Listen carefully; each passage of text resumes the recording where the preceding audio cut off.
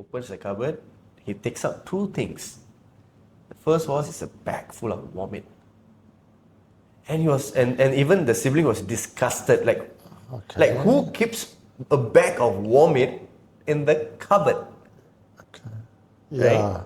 So, but then I asked him, so how do you react to that? Like, did you like? He said, bro, I was, if I can curse, I was like, Curse away. I was fucking disgusted, like looking at it, and my wife was like staring at it, like, what the fuck is this? And then there was another one, like tied up in a yellow cloth. This, everybody knows what yellow cloth is, especially the Indians will know what is yellow cloth is. So he takes it. The wife asks again, what is this? I said, I don't know what is this, but let's find out. So then I think he asked the siblings, like, do you all know anything about this? Did Ma tell you all anything about this when I'm not around? He said, no, Ma never tell us anything. This is also shocking for us. I really don't feel good. I'm getting a... Is there anyone here? What did you find? You are listening to Supernatural Confessions. So you have some stories you have lots of stories from us. Like as you're speaking, I feel that there are certain narrative threads that I could start pulling from each of it. Yes. It's very wide. So maybe you can start us off with something. I would like to share this one particular story because it's something that I'm currently writing about as well. Okay. I just call it the curse of the photographic lens. Because it was this wedding that I went to. It was one of my close friends. So what happened is, so they get married. It's a happy occasion, right? Getting married. They had about like 6 on each side, groomsmen and bridesmaids and stuff. It was happy. And the final picture we click. Every time there's this final photograph, right? When all the groomsmen and bridesmaids will come together, smile, pose, click. Yeah. But I think that was the end of the happiness. Yeah. So what happened after was actually, for me, it was unnerving. Yeah. Because initially I couldn't believe it, but the turn of events was so like goosebumps. Like as I'm speaking about it, I'm having goosebumps. Like the first couple. So what happened is this couple goes to the other person's wedding and they get married and stuff. Within a year, they got divorced. Okay. So that was the first. But see, so people just assume, maybe they were not meant for each other. Sure. Maybe they could have done better, or they should have discussed each other's personality before getting married. Of course. All these kind of things came up. Yeah. And then maybe 2-3 years later, the second couple, during the central couple's wedding, the couple were already pregnant. Okay. And stuff, and she gets miscarried. Okay. They've been trying, and they're aged couples. They've been in their late 30s back then. And then we were like, huh? So we were like, the friends, like, we are gathering together, all like because now this time around it's all sad and solemn because like people slowly like bad things happening one after another. And this one miscarried. I said, no worries. You still have the age. You can try. There are other ways like IVF, or you can adopt a child. We were telling them all the good things. And then finally, like just I think last year, like they got pregnant again, and they just gave birth this year. So that's the only couple that's still together. So what happened to the rest of them? How did they break the curse? See, I don't know. So to begin with, initially it was quite traumatic for me to understand this story itself. Okay. So because you have to go back to the central couple, that means the first couple that got married. This is movie level, man. No, exactly, right? Yeah. So I went to talk to my friend, like, was it okay, like, with your marriage and stuff? Because eventually they also got divorced. So out of the so-called 7, right? Because six plus the groom and the bride is 7. 7, yeah. So, and then, me being weird, like, and we have always heard about things about this number 7. They say, and it ties to the marriage. Like, if you cross 7th year, 7th year is 7 year each. Yes. Right, that's what we heard. Correct. Like 7 heaven, 7 earth. 7 is a special number. Yeah, special number. What's the significance of 7 then? It's like if I want to go in the biblical terms, like they say the 7 earth, 7 hells, and something like that. Okay. Or 7 heavens or 7 hells, something like that. So, and then and some of my other friends who are a bit more, how to say, superstitious, they will say that try to hold the marriage at least for the first 7 years. You have to keep coming back, go for therapy, whatever. Keep it together. If anything happens within the 7 years, you will not pass the 7th year. The 8th year is where it breaks. So if you can pass the 7, everything will be okay. Something like that. 7 is like a divine number. Divine number. Okay, yes. okay. So initially, I didn't give like two hoots about this kind of things. You can believe what you want to believe. At the end of the day, at the end of the day, it's between people. Like as long as you appreciate each other, you respect each other in the relationship, things should go on well, right? But at the same time, you can be open. Since you love each other, you should be able to say that at some point, I still love you, but I think we can't be together. Can be very mature. It's a very mature way of looking at things, right? But for these 7 couples, nothing happened like that. So like I said, after the main couple got married, the other friend couple, they broke up. It was a terrible divorce. And then following, I think 1 or 2 years later, the other couple, one of them, they met up with an accident, and it was severely injured. And then so that was their wake up call. They said, "What is happening? Like something is wrong." So I called up my friend and said that let's meet up. Just want to know a bit more. Like, are you guys happy? Because he's the main couple who got married, right? And then I asked him, like, is everything okay? What happened during your wedding? I said, and then he started to tell one by one. So he started with from his mom. He said that actually my mom wasn't happy with the marriage because she feels that because she's ailing, she got a deadline. She's going to pass on. So that's why the son actually like pushed for the wedding and get married before the mother passes on. But the mother had a lot of wishes, saying that I want to invite these people, that people. Being Indians, like they want to invite the whole world. So, but then the guy said that no, I only have this budget. I only invite your brothers, sisters, your immediate family members, intimate wedding. We want to be happy, small scale but happy. But there was this sense of unhappiness lingering around. And actually, these Indians sometimes they have this perception where, I'm not saying everybody, but some do have this. No matter how much close or not close they are with their sons or their child, they still have this connection where no, he or she shouldn't leave me. Must be with me. So maybe the mom felt that way. That my son. I think my son is listening to the wife. She's trying to separate us. And the mom is worried also because she's like dying and she has like maybe few siblings to take care of.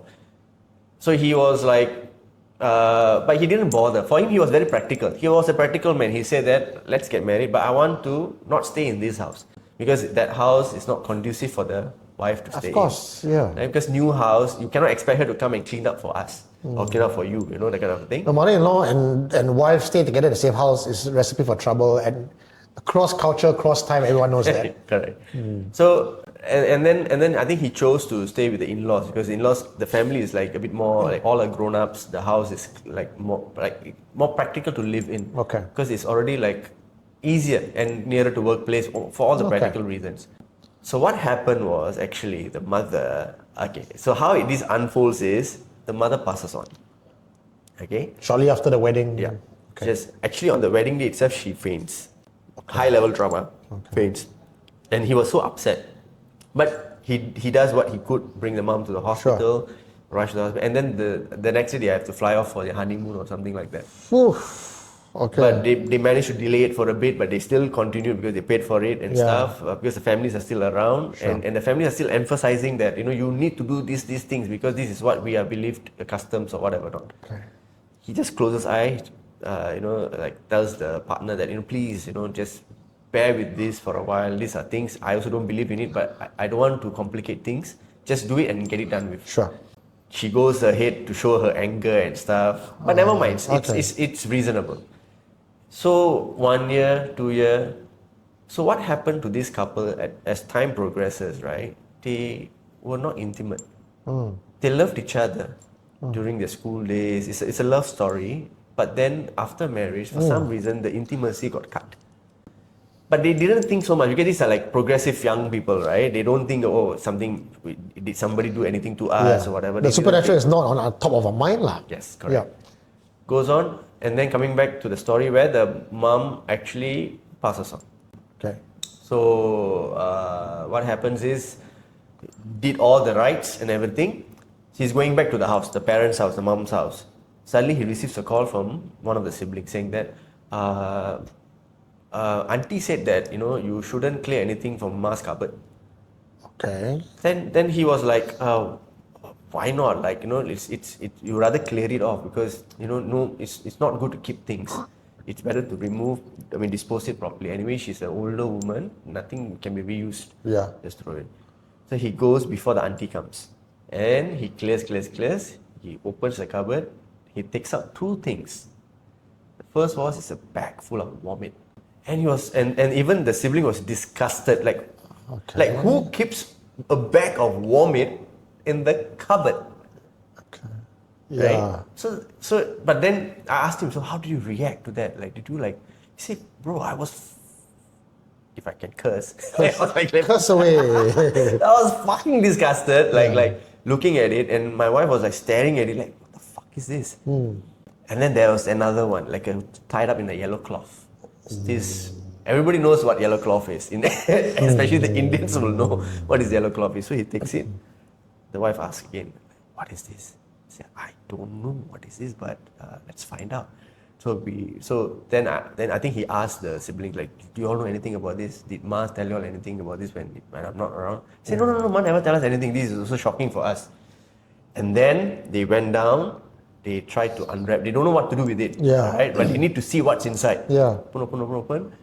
Okay, so the vomit was very obvious. So they just disposed it. Yeah.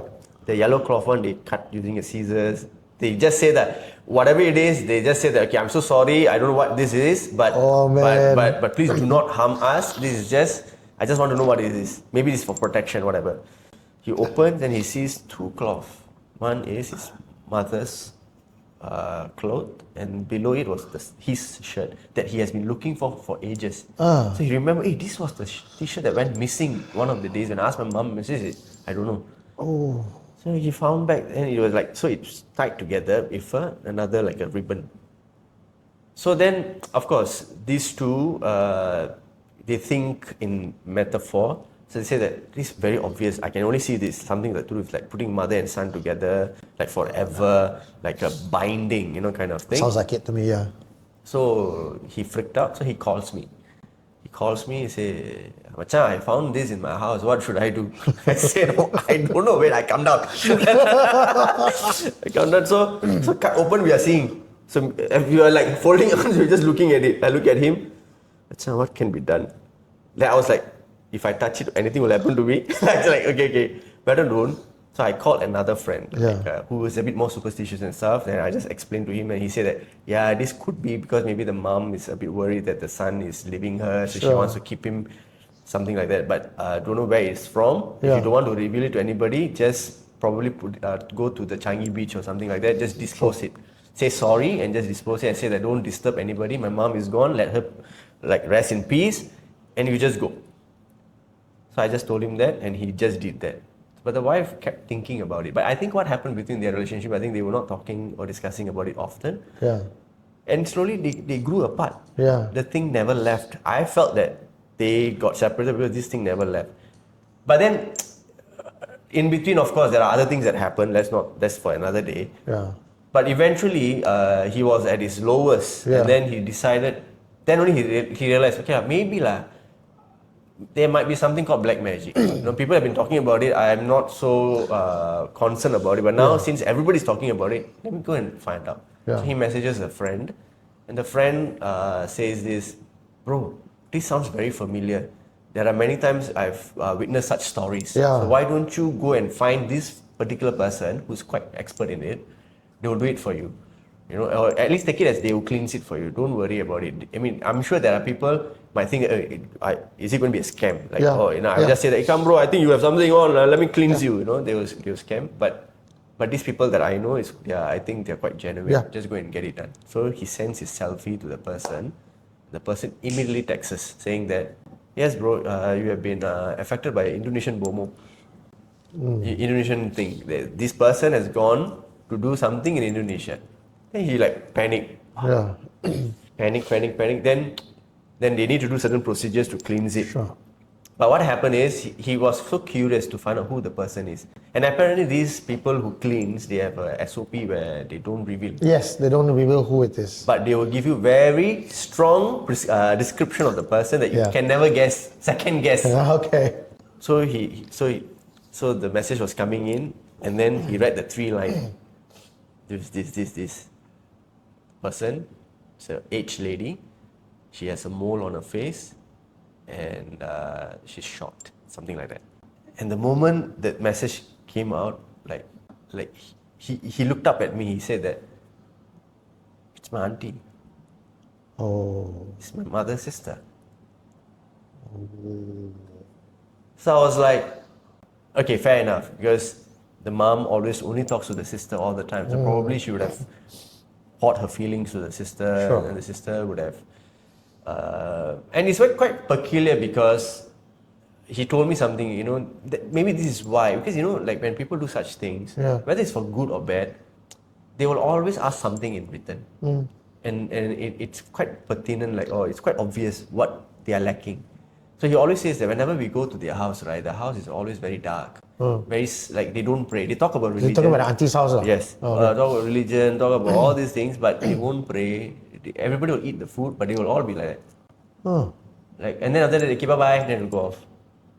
So when the moment he starts sharing me all these things, I was like, no, it sounds more like it, like, if you want to believe it. I mean, certain things links. Yeah. Because during the wedding, coming back to the wedding period Yeah. also, it links to the fact that, how do I say, like, people were not happy. Like, literally, the hall was divided into two. One half was full of friends and other people happy for the couple to get married. Yeah. And then there's this side, the family, very like put sour face. Even like when they want to take a wedding picture, photographer, so that one of the cousins has to come up to him and say that, oh, you have to go down and bring your mother up. Like, it's the groom sitting there and he has to go down and bring. So I don't know what they were looking for. Maybe respect, but he has always been respectful towards the parents. Not respectful enough, according to the mother lah. Yeah. She wanted more. Correct. But this thing has been done. And then, and so he was very heartbroken. Yeah. He couldn't get angry with the auntie also because he grew up with her. Family. Yes.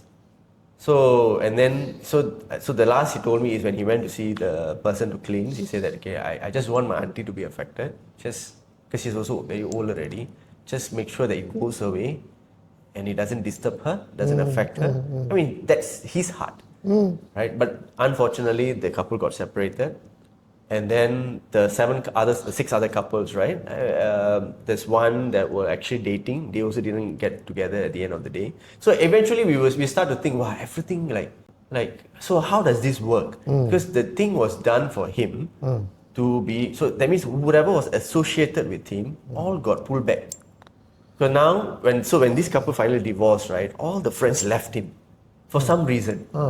Like they say that no, you have to heal yourself. You find your own. We all have our own issues. Yeah. Because or maybe he was like too. Because sometimes when you are in that situation, you keep calling their friends.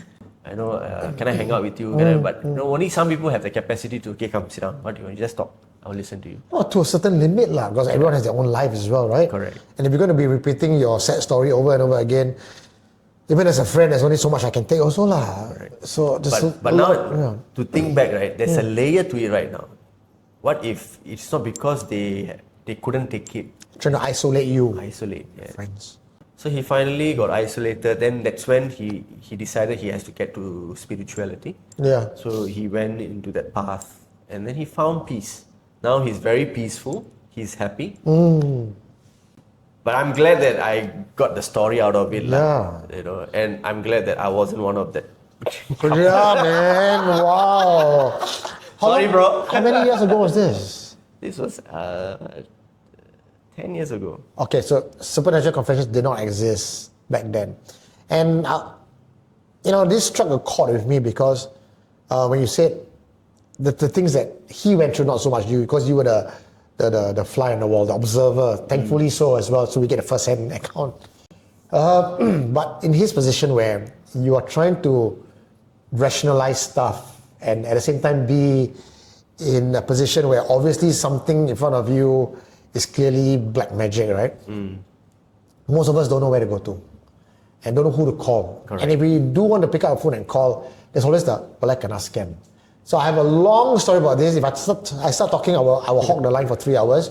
But you can go and check out my book, Supernatural Confessions. The 10-year anniversary is out this year. It talks about my origin story and how Supernatural Confessions was born. And why we became a platform and a voice of authority for spiritual practitioners and people who need help is we don't know who to go to. I didn't know who to go to. Correct. So I remember very vividly 10 years ago, I sat there desperate, hopeless. Doctors couldn't tell me anything. And then my girlfriend told me, if I die, can you please find my soul? I had to say yes. But I have no idea how to fulfill that promise. Needless to say, long story short, 10 years later, I became the man who I needed back then.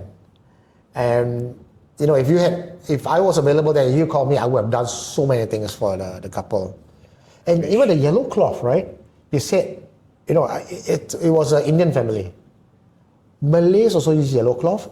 Chinese also use yellow cloth. It's a pretty damn Asian thing. Thai also use Asian cloth. So the yellow color, it's very symbolic in spirituality. Fellow. Yellow dirty fellow. Telling about our age lah. But my God. So the last couple that escaped was because everything was uncovered by them.